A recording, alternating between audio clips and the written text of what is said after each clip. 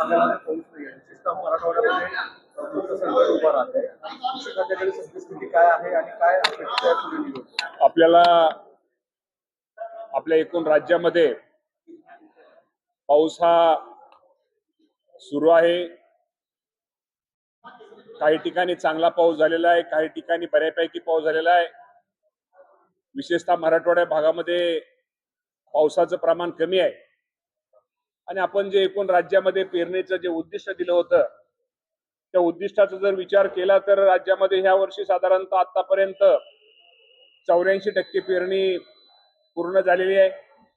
अजूनही काही ठिकाणी वापसा नसल्यामुळे पेरणी ही होणार आहे. तर आपण उद्दिष्ट 100% पेरणी साधारणतः एक 8-10 दिवसामध्ये पेरणी होईल असा अंदाज आहे. जर सगळा विचार केला तर अमरावती भागामध्ये सर्वात जास्त पेरणी 92% पेरणी ही अमरावती भागामध्ये झालेली आहे आणि सर्वात कमी पेरणी ही ठाणे विभागात झालेली आहे. तर निश्चित प्रकारे आपण पावसाचं एकंदर परिस्थिती पाहून अंदाज बघून शेतकरी पेरणी करतायत.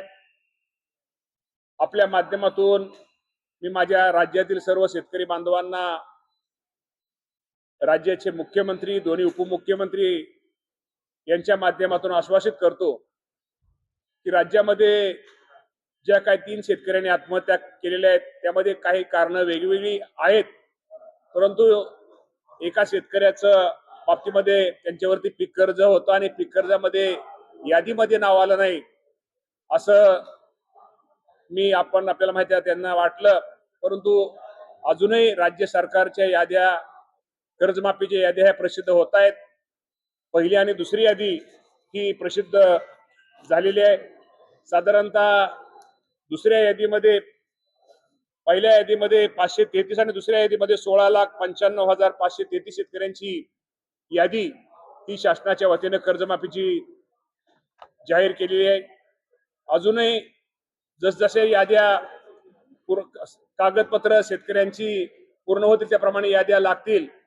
मला शेतकरी बांधवांना एकच आपल्या माध्यमातून सांगायचंय की निश्चित प्रकारे आपले जे शेतकरी या कर्जमाफीच्या अटीमध्ये बसतील, साधारणतः आज 16 लाख म्हणजे 17 लाख अजून 56 लाख शेतकऱ्यांना आपल्याला या संपूर्ण कर्जमाफीचा लाभ आपल्या राज्य सरकारच्या वतीने देण्यात येणार आहे.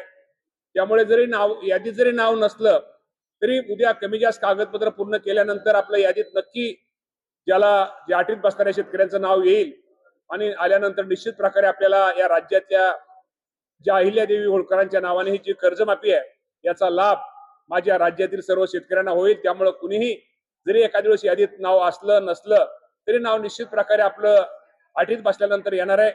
त्यामुळे निश्चित प्रकारे काळजी करू नका.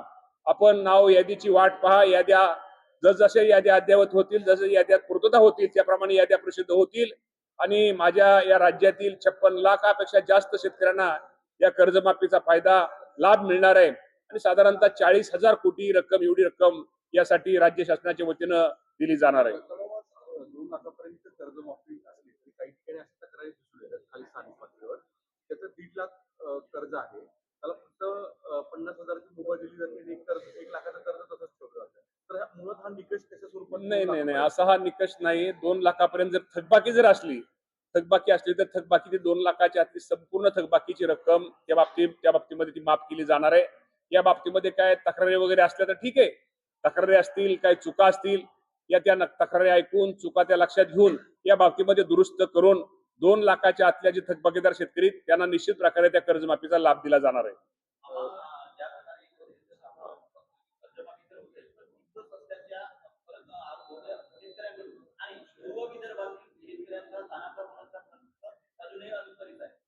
नाही, या बाबतीमध्ये मी आपल्याला एवढंच सांगेल की कर्जमाफीच्या बाबतीमध्ये या अगोदर पण कर्जमाफी झालेल्या आहेत, पण पूर्वीच्या निकषापेक्षा उलटा ह्या वर्षीची जी कर्जमाफी शेतकऱ्यांच्या दृष्टिकोनातून अत्यंत सुटसुटीत आहे आणि या बाबतीमध्ये निश्चित प्रकारे शेतकऱ्यांनी थोडं थांबावं, वाट पाहावी.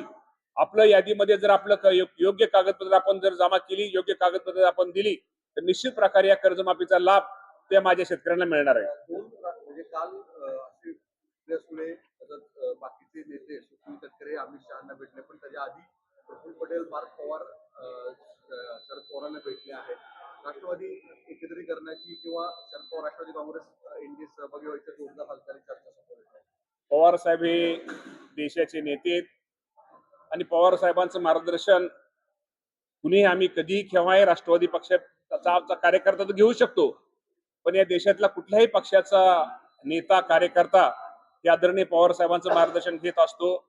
त्यामुळं पवार साहेबांना भेटणं, पवार साहेबांची भेट घेणं, पवार साहेबांचा आशीर्वाद घेणं यात मला कुठेही चुकीचं वाटत नाही. सर हिंदी में जाना चाहेंगे जिस तरीके से कर्ज माफी जो है किसानों के लिए वो हो रही है सर इसके